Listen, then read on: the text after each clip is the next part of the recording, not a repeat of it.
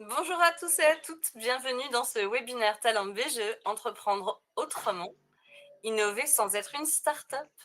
Donc bonjour et bienvenue. Je vais très rapidement faire une petite présentation de BGE puisque nous sommes ceux qui organisons ce webinaire. Je pense que beaucoup nous connaissent déjà, mais juste rapidement. Donc on est un réseau d'associations à but non lucratif qui soutenons l'entrepreneuriat.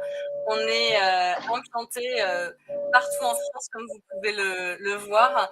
On a notre vision et notre promesse globalement, c'est de démocratiser l'entrepreneuriat pour que tous les profils puissent y accéder. Dans nos chiffres, on a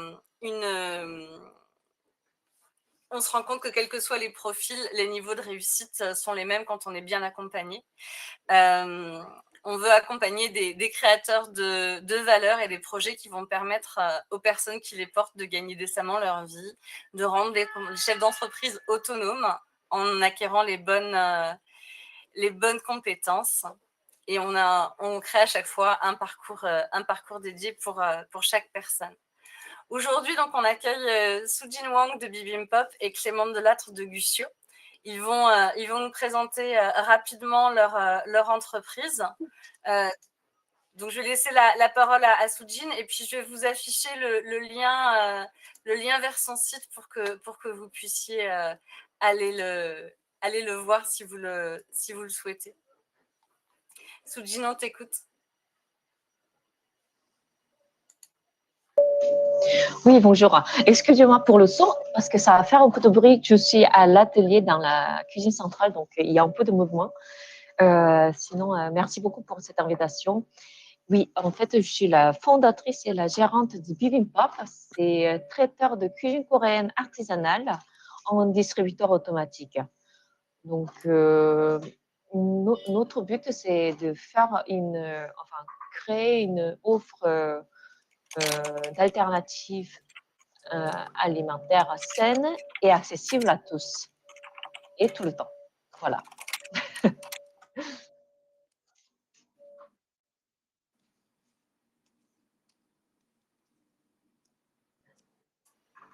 Claire, oui. Oui. Je ne sais pas ce qui s'était passé avec mon micro. Très bien. Je vais donc laisser la parole à Clément pour Alors, nous parler de Gussio. alors, bonjour à tous, donc merci pour l'invitation. Et donc moi je suis le fondateur de Gussio. Donc on a développé un matériau à base de coquille Saint-Jacques. Donc pourquoi la coquille Saint-Jacques? Parce qu'on est sur le territoire boulonnais, donc Boulogne-sur-Mer qui se situe sur la côte d'Opale dans le nord de la France. Et on a un gisement local énorme de coquilles Saint-Jacques. Et du coup la problématique que le territoire rencontrait, c'était comment les recycler. Et du coup, on a lancé la société pour contribuer à ce recyclage-là. Donc, le matériau est développé de façon à être destiné pardon, aux professionnels de la pierre, donc pour faire des plans de travail, des crédences et du revêtement mural. On a aussi d'autres axes de développement comme les petits objets de décoration, comme des bougeoirs, des vases, des soliflores, enfin de la décoration en général. Et on a d'autres axes aussi à développer. Enfin, on se développe constamment au niveau des axes, donc c'est ça qui est intéressant sur notre projet. Et on est à deux à développer le projet pour l'instant, donc mon frère et moi. Et mon frère s'occupe plus de la partie commerciale et développement de réseau, et moi j'interviens plus sur la partie technique, donc le développement du matériau en général. Et l'idée du projet, c'est de créer de l'emploi aussi en local, donc voilà. Très bien, merci Clément. Avant de rentrer dans le vif du sujet, je voudrais juste vous expliquer comment on va fonctionner. Donc vous avez le chat qui est votre espace à vous, les participants, où en effet vous nous dites bonjour et merci pour vos petits mots. Juste à côté de l'onglet chat, vous allez voir, vous avez un onglet questions avec la possibilité de publier une question. Donc, vous pourrez poser toutes les questions qui vous viennent à l'esprit au fur et à mesure que le webinaire se déroule. Vous pourrez également voter pour ces questions, celles qui vous semblent les plus intéressantes, les plus pertinentes. Et nous, à la fin du webinaire, on s'est gardé un quart d'heure pour répondre à vos questions dans l'ordre de celles qui auront le plus de votes. Donc, n'hésitez pas à aller poser vos questions dans l'onglet dédié. Malheureusement, si vous les posez dans le chat, elles vont être noyées dans les messages, donc on risque de ne pas les voir. C'est pour ça que je vous ai donné la petite astuce pour être sûr qu'on ne loupe pas vos questions. Donc, je vous propose de commencer avec un petit sondage. Est-ce que vous associez l'innovation et start-up? Quand vous entendez le mot innovation, est-ce que c'est plutôt la start-up qui vous vient en tête ou pas?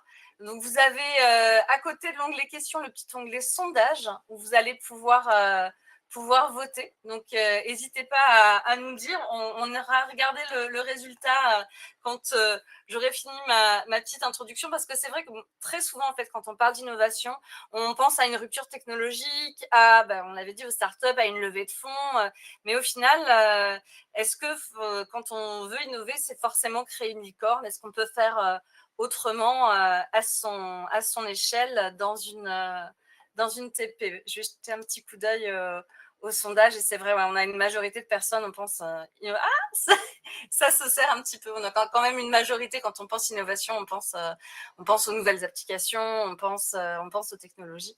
Donc, je vais laisser la parole à Soojin, qui va nous expliquer comment elle a mis l'innovation au cœur de Bibimbap. On t'écoute. Oui. Alors, je pense que l'innovation, ça vient pas de zéro, toujours.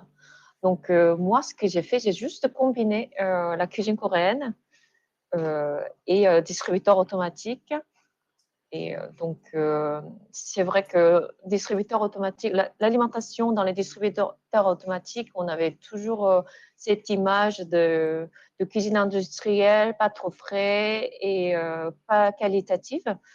J'ai juste changer cette idée et mettre de bons plats qui est aussi qualitative que celle de restaurant que j'avais avant et au prix accessible. Donc, c'était juste ça. Rien de spécial peut-être. Ouais. D'accord. Ouais. Donc, cette bonne idée, elle a permis plusieurs choses. Moi, j'aimerais que tu nous parles un petit peu de la façon dont tes plats maintenant sont plus accessibles et le changement que c'est aussi pour tes équipes. Oui. Alors, déjà, premièrement, quand on mange dans les restaurants, il faut se dire que souvent les fonds de commerce, même si ça a changé depuis Covid, le prix de fonds de commerce, c'est minimum centaines de mille euros jusqu'à plusieurs centaines de mille euros. Donc, enfin, le service, la salle, décoration et compagnie. Donc, finalement, le prix qu'on paye dans un restaurant, il y a une grosse partie pour la salle et le service. Donc, je me suis dit, en enlevant tout ça et en mettant juste tout, enfin, s'investir juste dans la cuisine, dans une cuisine centrale et bonne qualité ingrédients, mais pas le service et pas fonds de commerce, on pourrait offrir les plats au prix d'un fast-food qui est moins de 10 euros en repas copieux. Très bien, merci Soojin. Et donc, ce qui change aussi pour tes équipes, c'est que… Pardon, oui, en effet. Excusez-moi. Pour mon équipe, ce qui change, c'est que dans les restaurants, normalement, on commence à 9 h et on termine à 14 h, 14 h 30 et on recommence à 18 h et on termine à minuit, 11 h du soir, parfois 1 h du soir, 1 h du matin. Tandis que nous, on commence à 7 h, 7 h 30 et on termine à 13 h à 14 h, à part notre service livraison qui ensuite qui prend le relais quand on termine la production.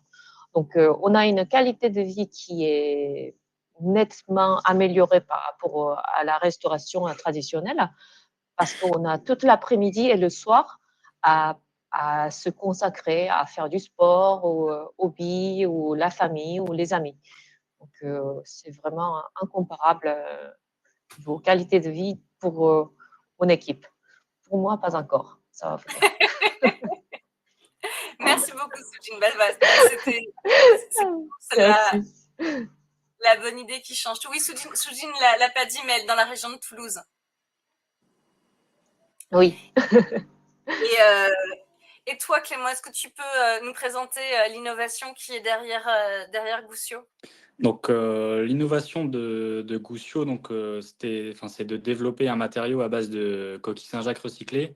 Donc, on a travaillé 2 ans le projet avant de le rendre officiel. Donc, j'ai développé le projet dans la cave de mes parents jusqu'à mettre la main sur un procédé de fabrication. Donc, déjà, la première innovation, c'était de trouver un liant et de savoir comment le travailler, comment le distribuer. Donc, une fois on avait la main sur ce matériau-là, on a lancé la société pour ne pas perdre de temps et pour le mettre sur le marché.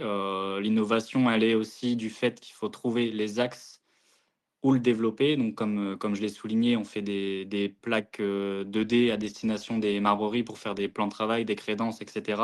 On a aussi les petits objets de déco. Donc, nous, en fait, la technique qu'on a pris, c'était de faire les petits objets de déco pour se faire la main. Donc, faire notre recherche et développement sur les petits objets de déco pour voir la faisabilité sur le gros œuvre.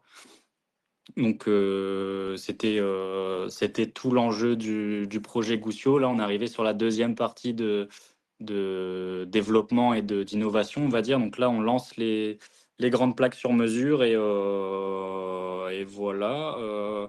Qu'est-ce que je peux rajouter comme point? L'innovation, en fait, elle est constante, nous, dans notre métier, parce que on a beaucoup de recherches à faire, de faisabilité sur les épaisseurs, par exemple, comme c'est un matériau coulé. On teste les différentes épaisseurs, donc on commence le très fin et on finit sur du très épais au niveau de nos tests.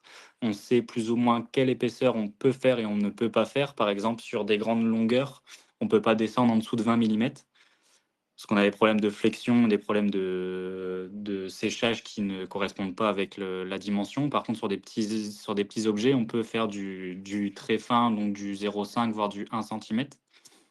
Donc c'est ça tout tout l'enjeu de notre innovation. Je pense que je suis en train de réfléchir à ce que je pourrais rajouter sur ce point-là. C'est déjà pas mal. Oui, alors en effet, l'innovation, elle peut se situer à plusieurs endroits. Ça peut être sur le produit, comme c'est ton cas, Clément, ou ça peut être aussi sur le service, le modèle, l'expérience client, comme c'est le cas de Soujine.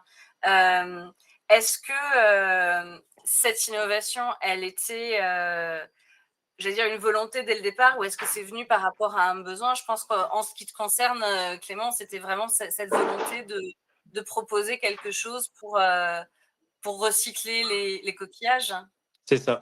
Donc en fait, nous, déjà, le projet est basé sur une histoire familiale. Donc notre papa était marin, donc on a toujours voulu rattacher notre métier en rapport avec le métier de la mer, donc le métier de papa qui était marin-pêcheur. On voulait être poissonnier, on voulait être ficteur. Enfin, je passe toutes les idées qu'on avait en tête, jusqu'au constat des déchets de coquilles Saint-Jacques.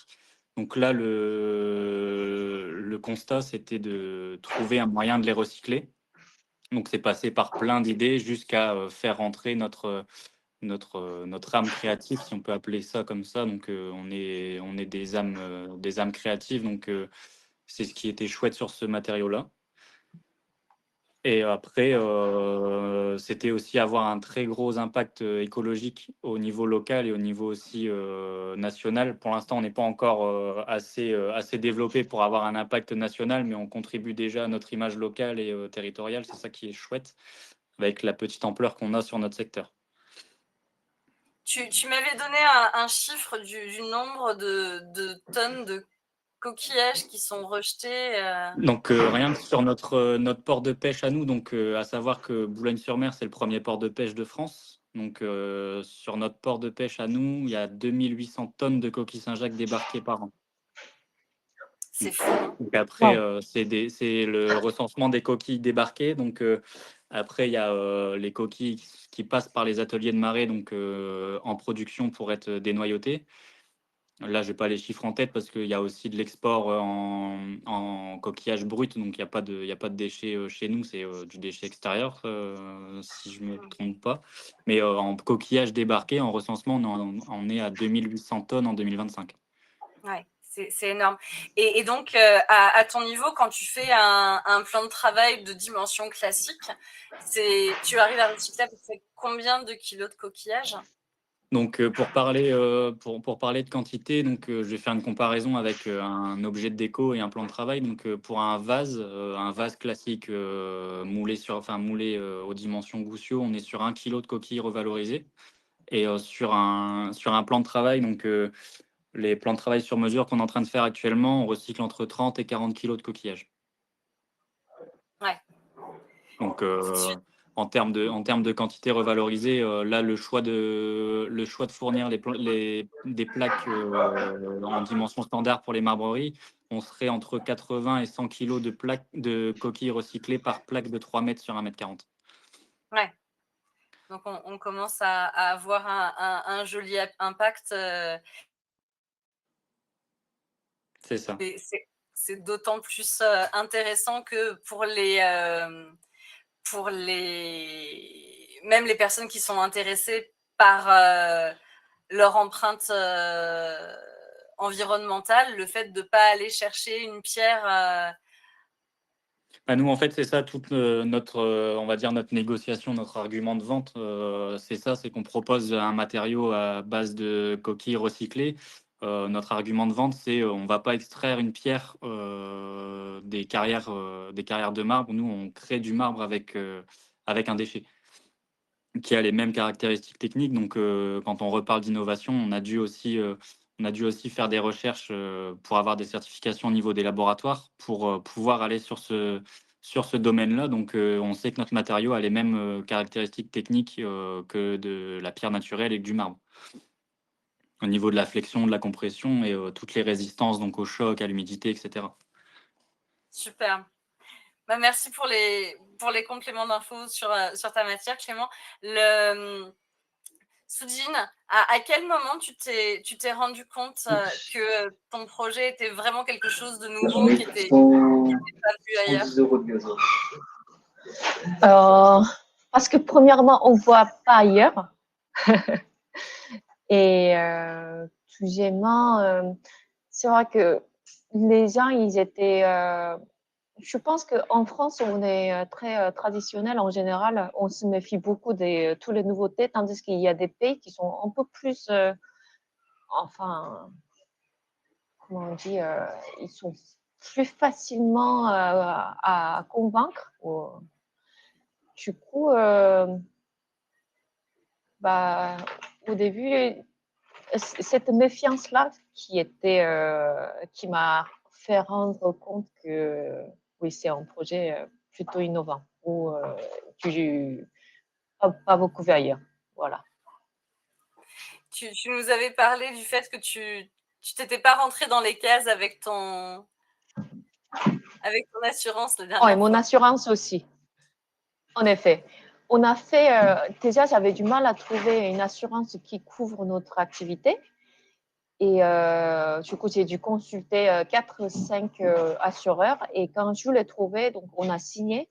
Mais quand j'ai eu le vandalisme l'année dernière, ils se sont rendus compte qu'en fait, le contrat d'assurance qu'ils m'ont fait signer n'était pas totalement apte à couvrir mon activité. Donc, ils ont remodifié l'assurance. Bon, ils ont augmenté aussi le prix en attendant.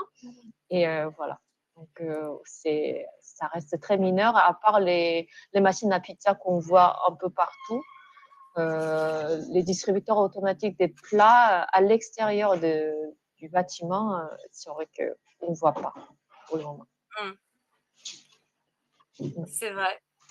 Euh, Donc là, on se rend bien compte que voilà, l'innovation, elle se limite pas à la technologie. On peut innover dans une offre, dans un modèle économique, dans la manière de produire, dans la relation client, dans l'impact social, environnemental, ou même dans son organisation, dans sa façon d'organiser le travail. Chez BGE, on accompagne beaucoup d'entrepreneurs qui innovent sans forcément se revendiquer comme innovants. Alors, je vais vous proposer un deuxième petit sondage. Est-ce que vous, nos participants, vous pensez innover dans votre activité? Vous nous direz oui ou non, et puis des innovations de Soujin et de Clément. On va parler des réalités concrètes de l'innovation en TPE. Est-ce que quels ont été en gros les plus gros défis pour faire accepter votre innovation, Soujin? Donc oui, cette méfiance au début et surtout les pannes de machines aussi. Et pour trouver les emplacements, en fait, déjà, la cuisine coréenne, les gens, ils se perdaient parce qu'en fait, on met des machines à l'extérieur des immeubles ou des entreprises pour qu'ils soient accessibles au public 24/24. Ça, c'était mon idée. Et du coup, pour convaincre les gens, les propriétaires qui avaient ce parking privé ou des terrains privés, c'était assez difficile et c'est toujours difficile parce que cuisine coréenne, déjà, on se perd. En plus, distributeur automatique, je vois que dans leurs yeux, ils sont perdus. Bon, ça, c'est le travail, ça reste toujours le travail. Mais sinon, comment j'ai pu, enfin, pas surmonter ou réduire cette méfiance, c'est que on avait préparé niveau réseaux sociaux pour la communication pour montrer qu'en fait, de base, je ne suis pas de restauration, mais en arrivant en France, j'ai passé le CAP cuisine. Bon, je voulais faire MBA, mais ça n'a pas été fait. Du coup, pour rester à Toulouse, j'ai passé CAP et j'ai fait les formations pour pour ouvrir un restaurant coréen. Et du coup, c'était un restaurant coréen un peu gastro, semi-gastro. On était un des deux premiers restaurants qui étaient dans le guide Michelin. Pas étoilé, mais quand même référencé avec une fourchette. Et dans le Goemio aussi. Donc, c'était assez haut de gamme. Et du coup, en fait, avec les réseaux sociaux, j'ai parlé aussi de mon expérience, que ça vient pas de nulle part de vouloir faire une bonne cuisine, mais accessible à tout le monde, parce que j'étais déjà maman de 12 enfants, tandis que quand j'avais le restaurant, j'avais pas d'enfants et payer en midi 25 € il y a 10 ans, ou quasi 20 ans, 15 ans, bon, je me dis pourquoi pas. Mais quand j'avais 12 enfants plus mère au foyer, j'ai vu que peut-être ça aurait été bien d'avoir l'accès à la bonne nourriture euh, au prix qui est accessible à tout le monde. Donc, ça venait de là. Donc, bon, je parpille un peu, excusez-moi. Mais oui, donc en développant les réseaux sociaux, je pense que les gens qui nous suivaient, qui suivaient mon histoire, ils ont compris en fait notre esprit et le principe que ce ne sera pas de malbouffe encore que je veux proposer. Et c'était vraiment quelque chose de fiable et à essayer. Donc, c'est comme ça que j'ai relevé le défi, je pense. Très bien. Et donc, tu as combien de distributeurs aujourd'hui? Je vois que la question a été posée dans le chat, ça me semble le bon moment pour y répondre. Oui, alors aujourd'hui, on a commencé avec 4 distributeurs en avril 2024. J'ai ajouté 4 d'autres en 2025, mars 2025. Là, on attend 2 machines qui vont arriver ce mois-ci. Le but, c'est de mettre vingtaine de machines avant 2026 ou en tout cas début 2027. Très bien. Merci, c'est super ambitieux. Et moi, je me souviens que tu m'avais expliqué que tes machines, elles gardent pas juste la nourriture au frais, elles savent bien gérer les dates de fin de consommation. Raconte-moi un petit peu ta démarche par Oui, rapport à ça.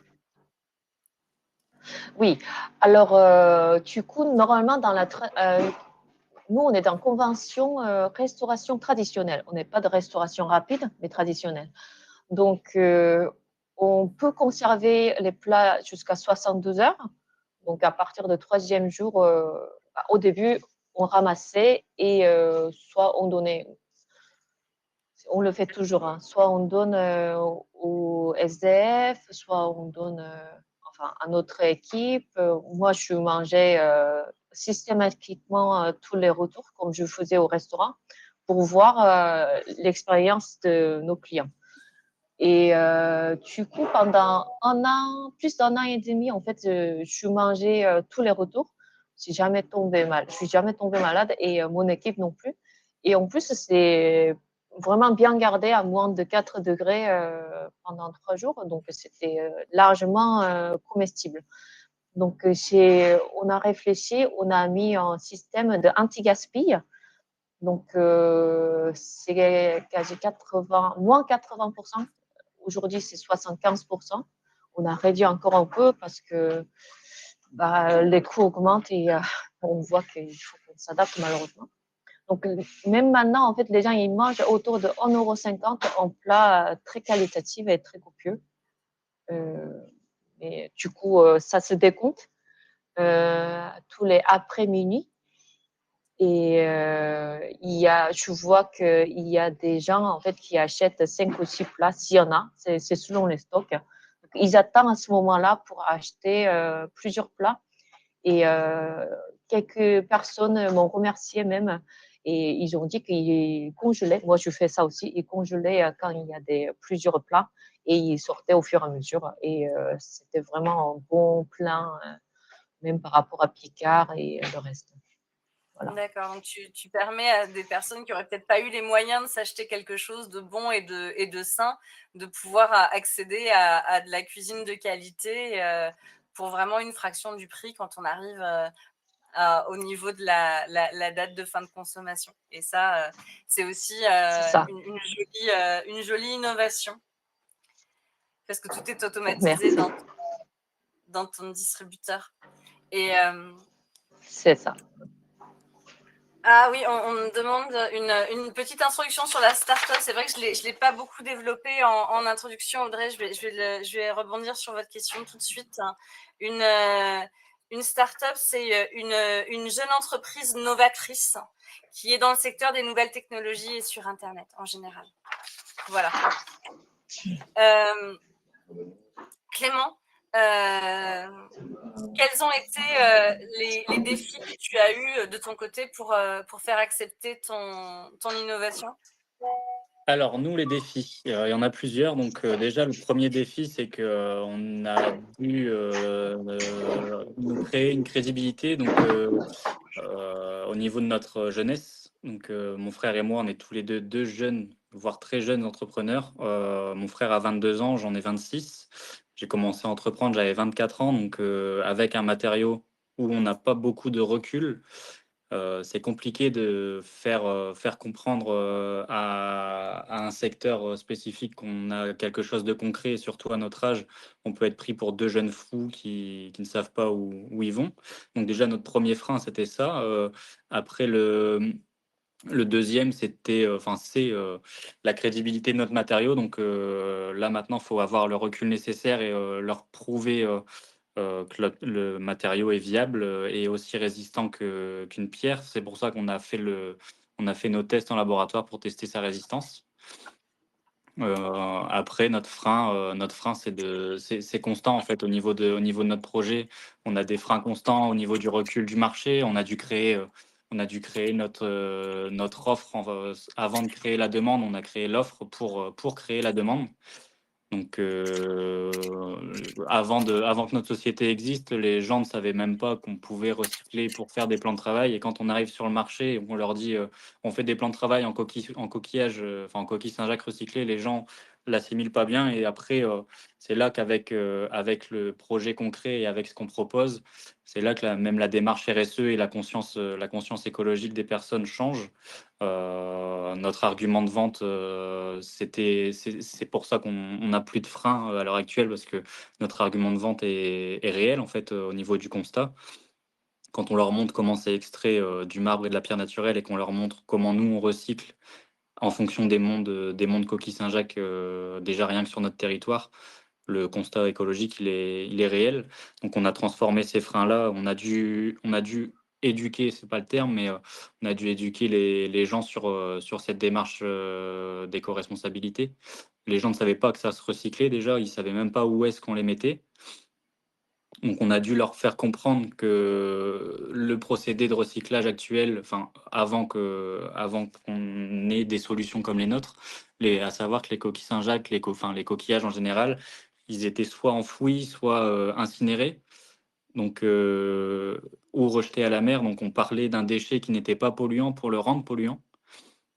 Donc après, on a eu le frein de dire qu'on recycle un coquillage, mais on refait quelque chose de polluant. C'est pour ça on n'utilise pas dans notre procédé de fabrication, pardon, on n'utilise pas de matériaux avec du plastique, par exemple. On n'a pas d'additifs chimiques, pas de matière plastique. Donc on limite les freins au maximum déjà au niveau de notre production.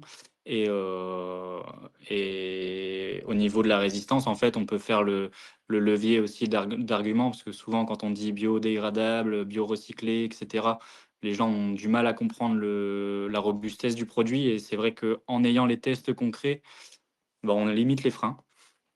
Donc on a eu ces freins-là, la jeunesse du produit, la jeunesse des deux hommes, et le recul sur le marché, et aussi créer cette demande qu'il n'y avait peut-être pas avant. Très bien. Heu, Comment est-ce que, quels sont tes canaux de distribution, pour l'instant, Clément?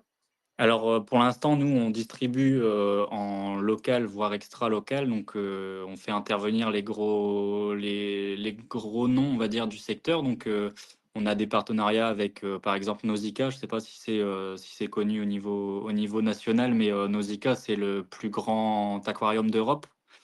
Donc c'est une structure qui est en adéquation avec nous, nos démarches, et la protection de l'environnement marin. Donc c'est pour ça qu'on a fait ce choix-là. Donc on a des partenariats locaux en rapport avec notre thématique à nous.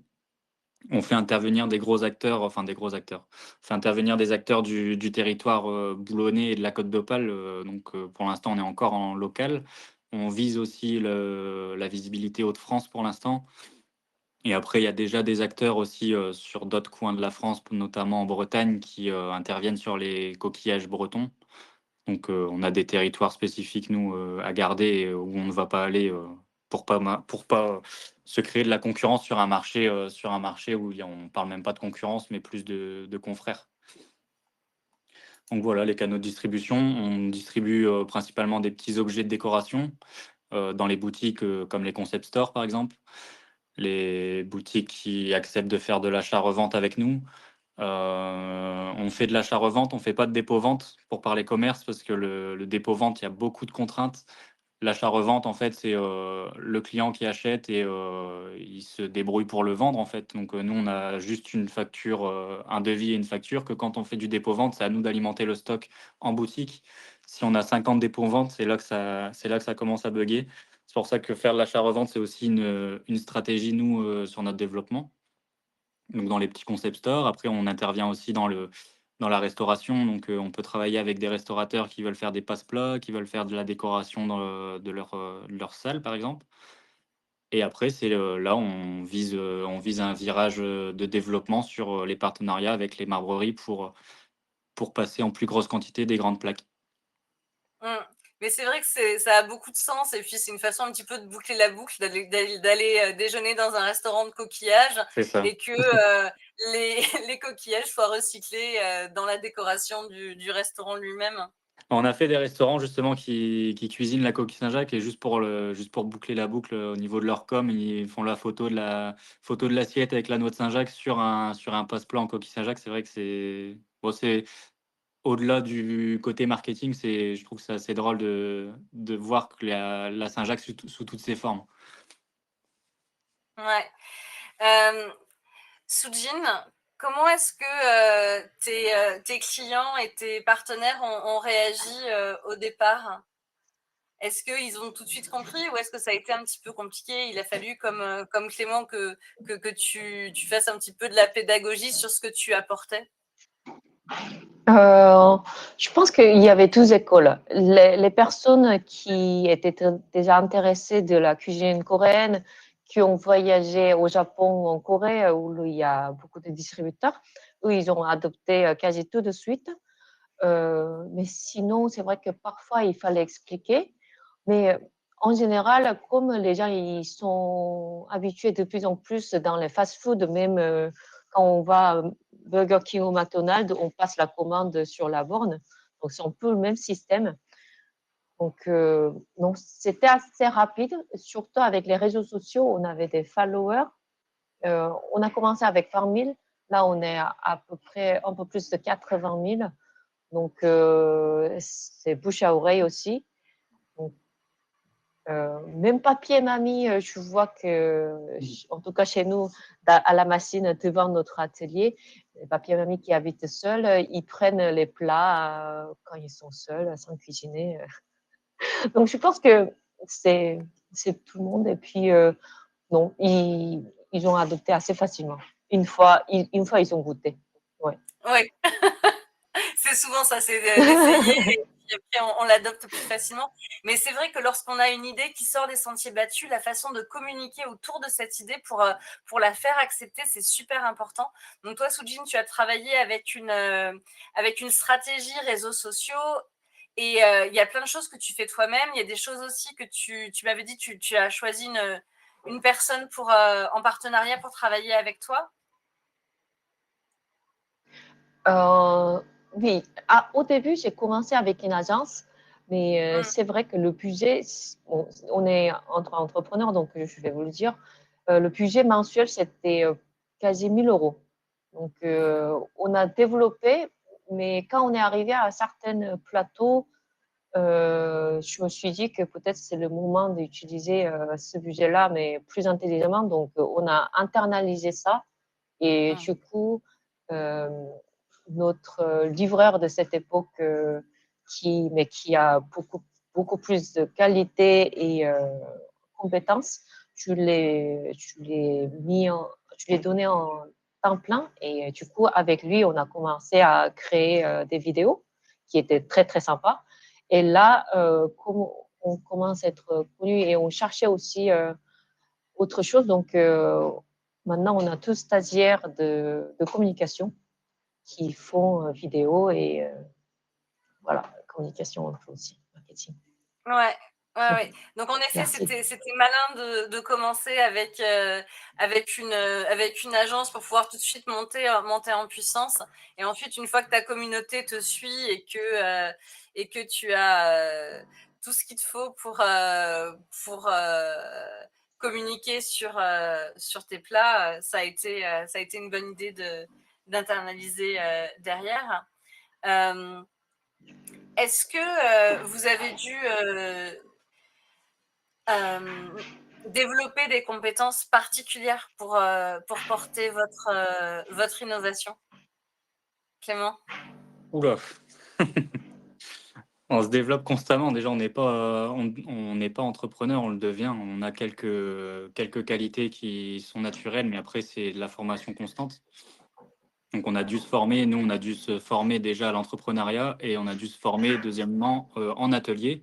Donc, juste pour resituer, mon frère est commercial de base, donc il a fait des études jusqu'au bac plus 5.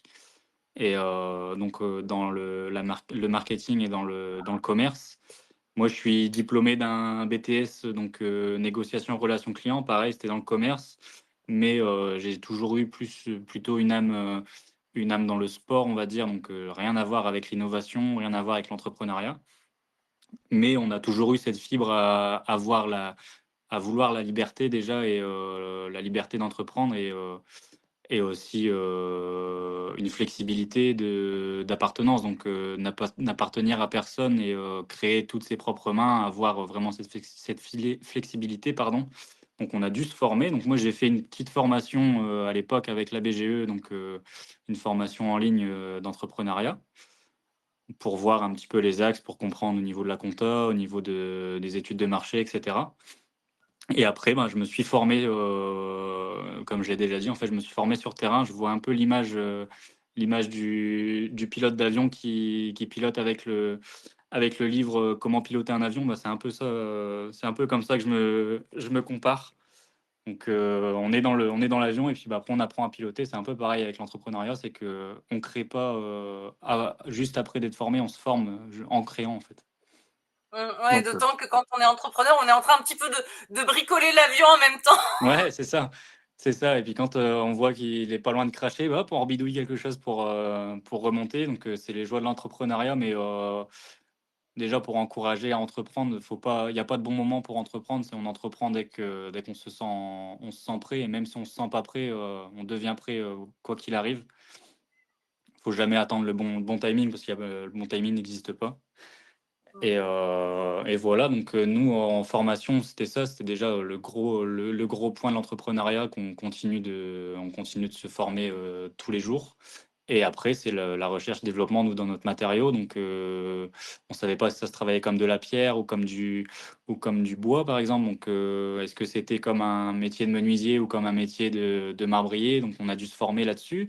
On a dû passer par nos contacts pros, donc des menuisiers et des marbreries pour voir les différences et et adapter notre méthode de fabrication aussi. Donc c'était notre axe aussi à se former. On s'est déplacé un peu partout. On a été voir des mecs du métier, notamment en Belgique, qui sont frontaliers à nous au niveau des Hauts-de-France. Donc en formation, ouais, c'est ça. On a développé ces deux axes-là. Super, merci. Et toi, Soujin, est-ce que tu as dû développer des compétences pour pouvoir développer correctement Bibimbap? Justin, oui, quand j'avais le premier restaurant, c'était mon première entreprise. Déjà, je parlais pas très bien le français. Enfin, je parlais, mais un peu moins bien que maintenant. Et même si j'avais fait les études de l'économie et business, c'était pas du tout pareil et j'étais totalement perdue niveau gestion. C'est pour ça d'ailleurs, en fait, j'ai fait la formation avec BGE pour comprendre un peu mieux la comptabilité administrative et juridique aussi. Donc, ça m'a vraiment bien servi, beaucoup servi. Euh, Après, typique, on a lancé le projet. Je fais pas mal de dépannage. Enfin, c'est moi qui fais le dépannage quand c'est des petits pannes. Donc, je trouve que je deviens pas mal niveau mécanique ou de distributeur automatique. À part ça, réseaux sociaux, c'était pas du tout mon truc. J'aimais pas du tout me montrer mon visage sur les réseaux. Ou tourner une vidéo, c'était vraiment hors d'option pour moi. Mais je me suis forcée et puis maintenant, je le fais avec un peu moins de mal. Donc, on va dire que peut-être c'est une compétence que j'ai développée. Oui, oui, oui, d'autant que on le voit, tu as une communauté qui te suit et qui aime les contenus que tu partages parce que vous verrez si vous suivez Soujin sur les réseaux, elle parle beaucoup de choses de son héritage coréen, de ce qu'elle met dans les plats, sur les différences avec la France et la Corée. Et je trouve que à chaque fois, c'est des toutes petites vidéos, mais qui sont à chaque fois très intéressantes. Donc je pense qu'incarner Merci. sa marque, c'était la bonne chose à faire. Oui, Mais je pense.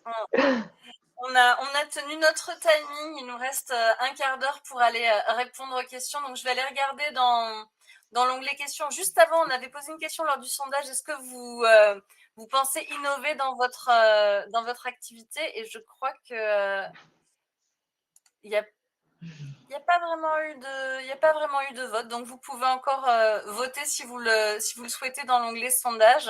On le regardera à la fin du webinaire. Donc, je suis en train de regarder par ordre de vote. On a la question sur laquelle il y a plus de votes, c'est une question d'Émilie qui demande: avez-vous eu peur de la concurrence ou qu'on vous pique votre idée? Est-ce que vous avez protégé votre concept, Clément? Alors, peur de la concurrence, déjà, il faut trouver quels est les concurrents.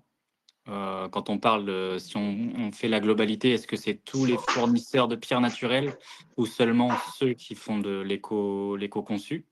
Peur des concurrences, non, parce qu'il y a toujours, s'il y a un concurrent, c'est qu'il y a un marché. Enfin, c'est comme ça que nous on réfléchit. S'il y a de la concurrence, c'est qu'il y a un marché, donc il y a un potentiel. Et après, au niveau des dépôts, notamment au niveau de l'INPI, on fait toutes les démarches, mais il faut savoir que déposer un brevet, ça coûte de l'argent. Et quand on fait de la recherche-développement, ça coûte de l'argent aussi. Donc, on y va step by step. Donc, une marche à la fois. Là, on s'est positionné sur le marché. On fait les démarches au niveau de l'INPI pour déposer tout ça. Tout est en cours, tout est dans les tuyaux. Maintenant, on attend juste les validités. Et voilà. Après, au niveau de la concurrence, nous, ce qui est assez chouette, c'est que la concurrence locale, on va dire qu'il n'y en a pas, ou très peu. En tout cas, la concurrence au niveau de notre matériau et de notre finition, on est les seuls à proposer ça. Par contre, en France, il y a un petit peu d'acteurs qui commencent à se mettre en place. Et on va dire que c'est aussi chouette parce que s'il y a de la concurrence dans le domaine dans lequel on intervient, ça veut dire qu'il va y avoir beaucoup plus d'acteurs au niveau du recyclage. Avant même de parler business, pour l'environnement, on va faire un peu cette réflexion-là, c'est que s'il y a beaucoup d'acteurs, il y a beaucoup de quantités recyclées. Ouais, ouais, tout à fait. Merci, merci Clément. Soujine, est-ce que toi, tu as eu peur qu'on te pique ton idée? Est-ce que ça t'inquiète qu'il puisse y avoir de la concurrence? Pas du tout. En fait, j'ai pas mal de demandes des gens en fait qui veulent faire ce business-là. Donc, quand je peux répondre, je peux aider, je parle avec eux, je les conseille. J'ai même aidé à trouver un emplacement à une dame qui lance son entreprise de distributeur automatique, mais avec les desserts. Donc, elle va mettre une machine juste à côté de notre machine bientôt.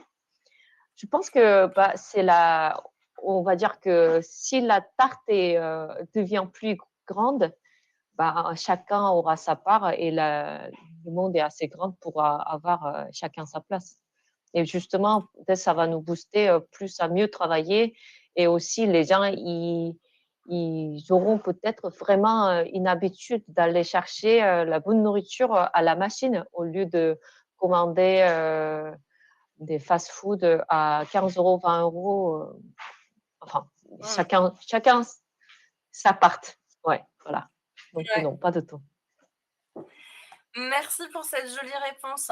On avait aussi la question de Nicolas qui a reçu pas mal de votes aussi, où on parle de l'innovation ne repose-t-elle pas aussi sur une analyse du besoin d'un marché ou des clients jusqu'au consommateur? Est-ce la demande qui fait l'offre ou l'offre qui déclenche la demande? Ça, Clément, on avait parlé sur le fait que finalement, il avait développé la demande en même temps que l'offre. Et en effet, l'innovation, elle répond à un besoin. Fasoujine en avait parlé aussi sur la partie de ces clients qui vont au distributeur, parfois même chercher les produits en date limite. Donc, je pense que cette question-là, on en a déjà parlé tout à l'heure. Merci de l'avoir posée en tout cas, parce qu'elle était vraiment intéressante. Je vais passer à la question suivante. On a une question de Clotilde qui demande les prix, mais on ne sait pas à qui elle pose la question, si c'est à Soujine ou à Clément. Je regarde si elle a remis un petit mot dans le chat, Clotilde. Non. Après, je peux le préciser, moi, il n'y a pas de souci. Oui, bah, je pense que vous pouvez répondre tous les deux, ça reste intéressant. Donc, pour ma part, moi, la fourchette de prix, on se situe entre 300 et 500 € hors taxe du mètre carré. À savoir que nos prix, pour l'instant, c'est des prix en mode artisan, donc avec tout le coût de la main-d'œuvre qui suit. Nous, l'idée, c'est de passer un step et de passer en mode semi-indus, donc avec l'achat de matériel nécessaire pour créer une chaîne de prod et de ce fait limiter les coûts. Donc plus on passera des quantités en semi-indus, plus le coût du mètre carré diminuera. Très bien, Nous, merci. c'est... Vas-y, Pardon, excusez-moi. vas-y. Nous, normalement, on a notre carte sur notre site, donc je ne croyais pas que c'était pour moi. Mais sinon, pour vous répondre, les entrées autour de 4 euros, les plats en moyenne entre 6 euros, on a augmenté un peu, hein, entre 6 euros et 11 euros. Très bien, Voilà. merci beaucoup. Oui. Alors, la question suivante. C'est une question pour Soujin qui demande si tu avais eu des aides financières et si pour faire ce que tu fais, il fallait un diplôme en cuisine. Bizarrement, dans la restauration, on n'a pas besoin de diplôme, mais ça remonte. 2007, je voulais faire un restaurant rapide de poulet frit coréen qui est à la mode maintenant. Et j'ai été refusée par la banque parce que je n'avais pas de diplôme ni expérience. Donc, j'ai passé en CAP et ça aide quand même. Parce que cuisiner à la maison ou cuisiner comme ça et vraiment travailler enfin, à la vrai restaurant, c'est quand même pas de tout, c'est un vrai métier. Donc, ça vaut le coup de passer 6 mois, un an à passer en diplôme, je pense. Et aide financière, je l'ai eu avec Initiative Haute-Garonne, mais 10 000 euros de prêt d'honneur. Mais je ne sais pas si ça vaut vraiment le coup. D'accord. On a encore Ouais. le temps pour quelques questions. On a une question de Laurent qui dit: est-ce que les déploiements de food distributeurs demandent des permis, des autorisations ou des certificats spéciaux? Est-ce qu'il faut les acheter ou est-ce qu'il faut les louer? Non, ils ne demandent pas d'autorisation, au permis, aux certificats spéciaux. Par contre, on essaie de...